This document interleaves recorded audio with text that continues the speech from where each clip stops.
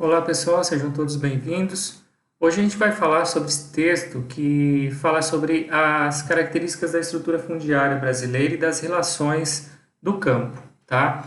É muito importante vocês analisarem esse texto, porque ele acaba sendo a base das atividades que eu postei para vocês responderem referentes à segunda quinzena de maio, tá? Então, são 10 questões, onde vocês têm que analisar e respondê-las com base nesse texto e com base nas outras aulas. Então, o que acontece? Nós temos aqui o seguinte: primeiro, estrutura fundiária nada mais é do que o modo como as terras estão divididas no Brasil.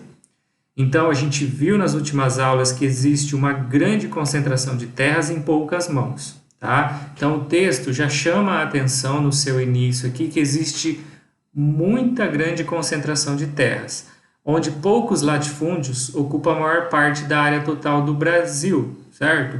Então, o que são latifúndios? São grandes extensões de terra, então são imensas fazendas que pertencem a poucos proprietários e que elas ocupam muito espaço agrícola no Brasil. Então, é o que adverte esse primeiro tópico. Então, fala que poucas propriedades rurais, em torno de 44 mil propriedades, tem mais de 1.000 hectares, são fazendas muito grandes. E essas 44 mil fazendas, latifúndios, concentram mais de 50% da área total do país. Tá? Isso revela, então, uma grande concentração em poucas mãos. E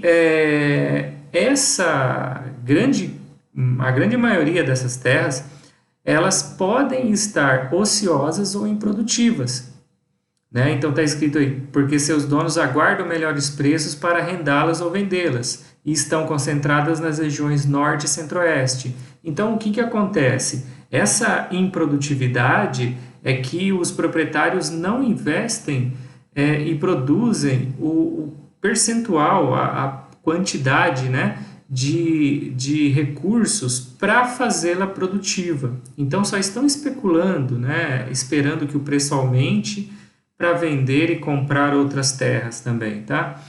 Em contrapartida, nós temos muitas propriedades rurais, em torno de 1 milhão de propriedades, que não chegam a possuir 2% da área do país, né?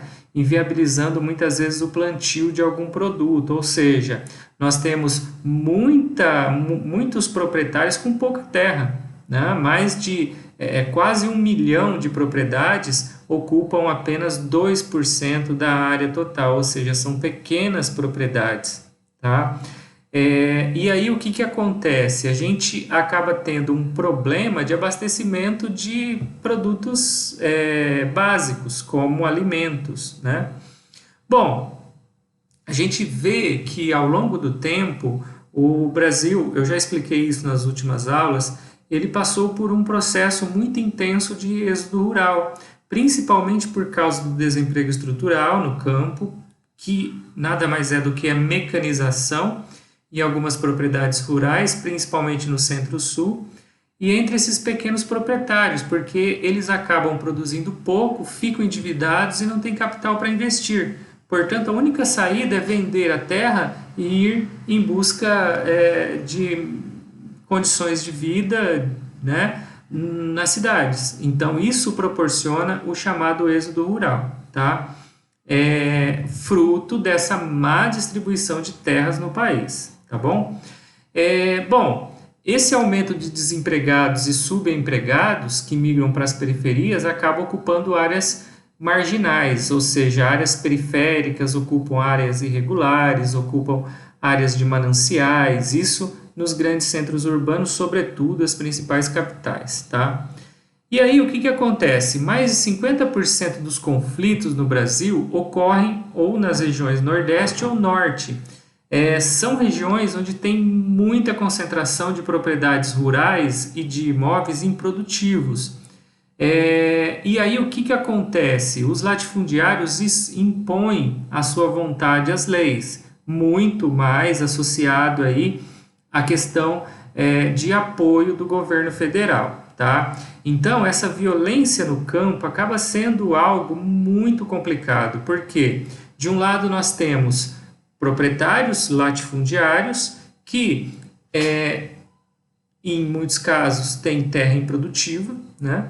E do outro lado nós temos pessoas de baixa renda que querem acesso à terra, e o governo ele não age em prol de apaziguar os ânimos, manter a ordem ali e propor algo em torno aí de uma reforma agrária, tá? Então, a Pastoral da Terra, né, e os movimentos sociais, junto com o INCRA e tal, revelaram que a maior violência no campo ocorreu entre 91 e 98, porque ocorreram muitos assassinatos, né?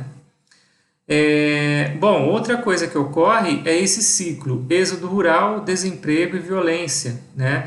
Tanto no campo quanto na cidade. Então, o êxodo rural acaba levando a população aí a residir nas periferias das grandes cidades, e isso proporciona problemas relacionados à violência também, tá?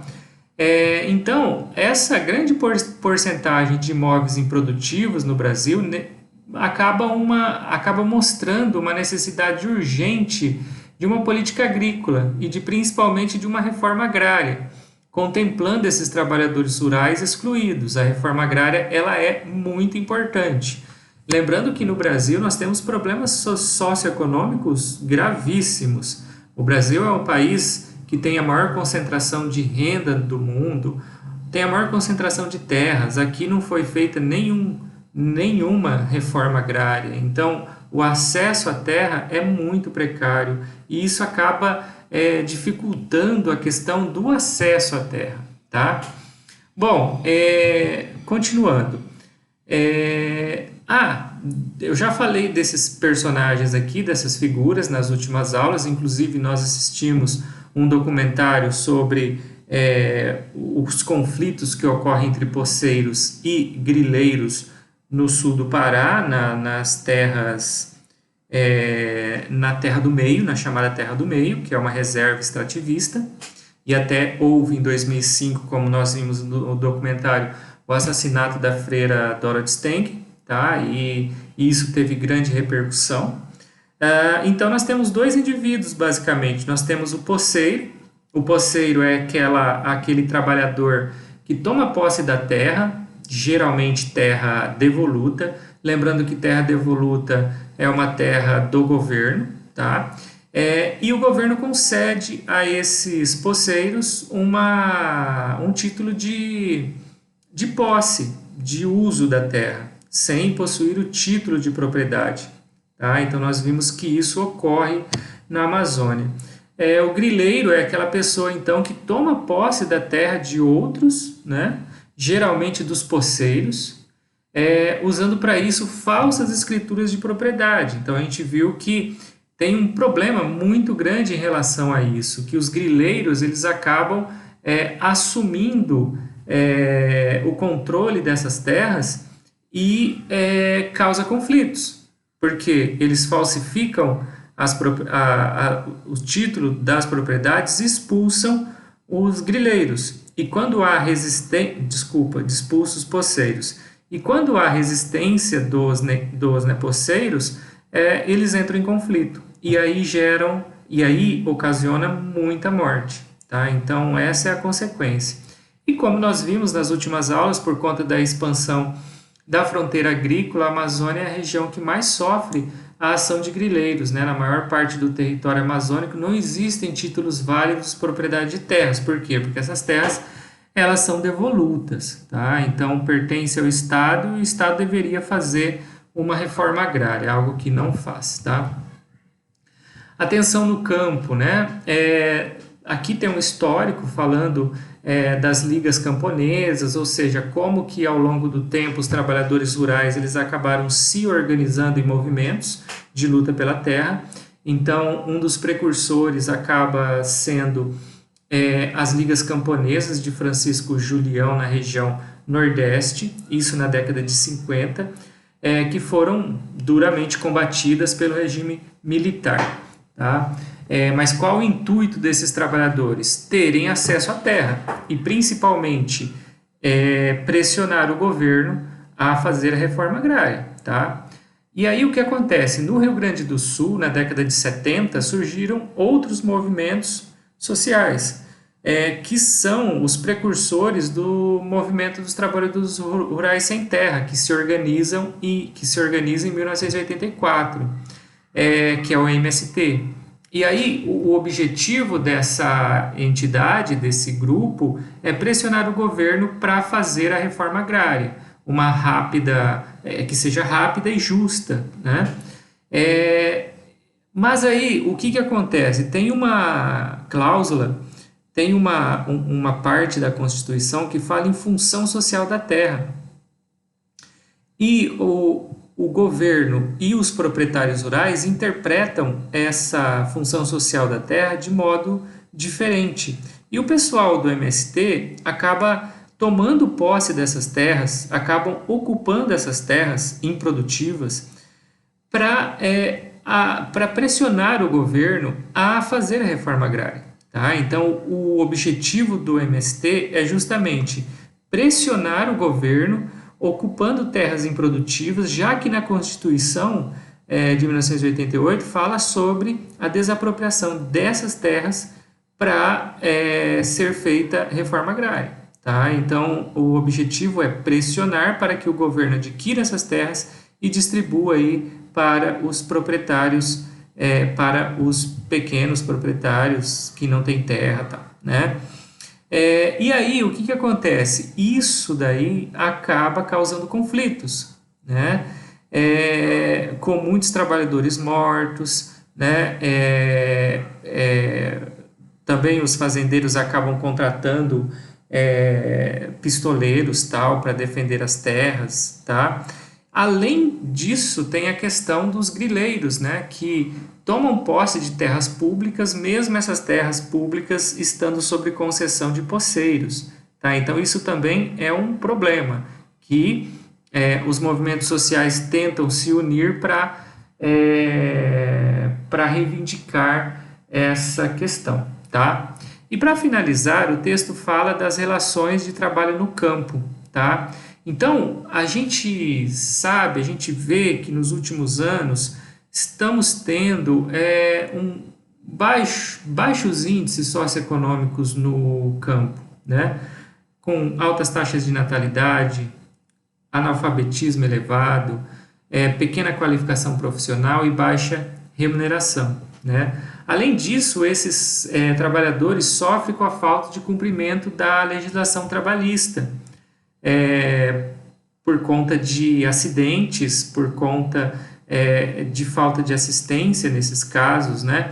E a gente tem uma lógica, né, que quanto mais distantes são as áreas de exploração agrícola das grandes cidades, maiores problemas tem de se cumprir a lei, tá? Então, isso gera relações tensas no campo, relações sociais tensas no campo, né?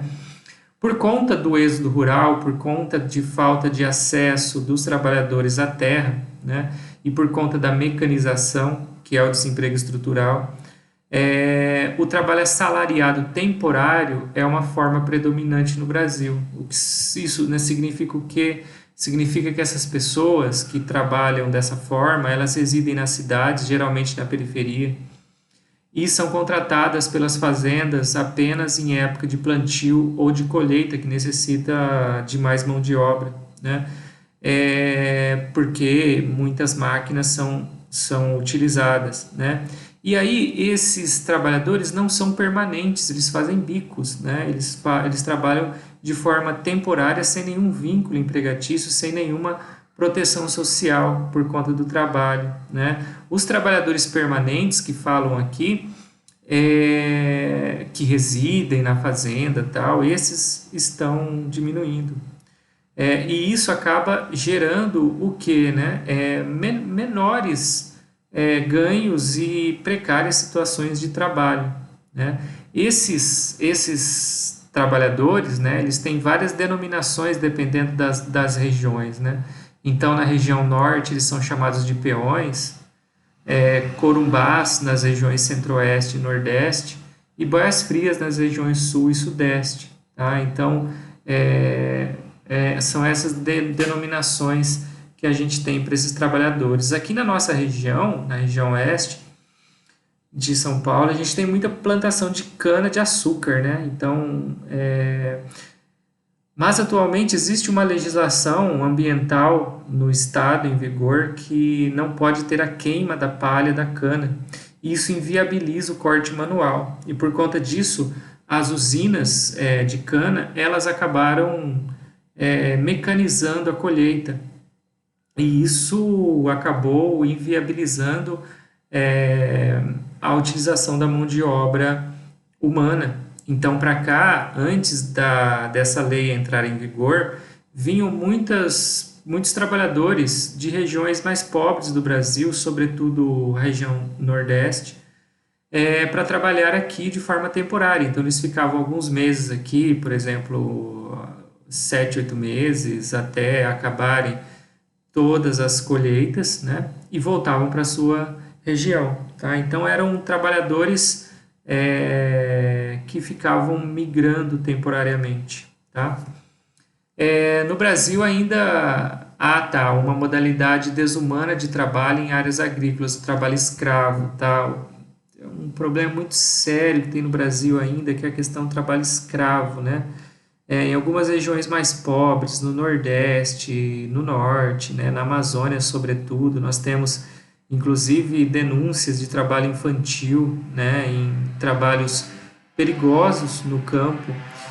Mas principalmente tem muito caso, denúncias e autuações da Polícia Federal em casos de trabalhos análogos à escravidão. Significa o quê, né?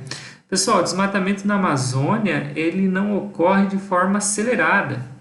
Por exemplo, o dono da área, aquele poceiro, aquele que grilou a terra, tal, ele não vai pegar uma máquina, um correntão, né, com um trator ir lá e derrubar as árvores para plantar pasto. Não é assim, tá? Porque se fizer dessa forma, isso é facilmente detectado pelos satélites. Tá? Então, a limpeza da área, ela começa com a retirada pontual de árvores de madeiras mais nobres. Então, as principais madeiras são retiradas, né, primeiro.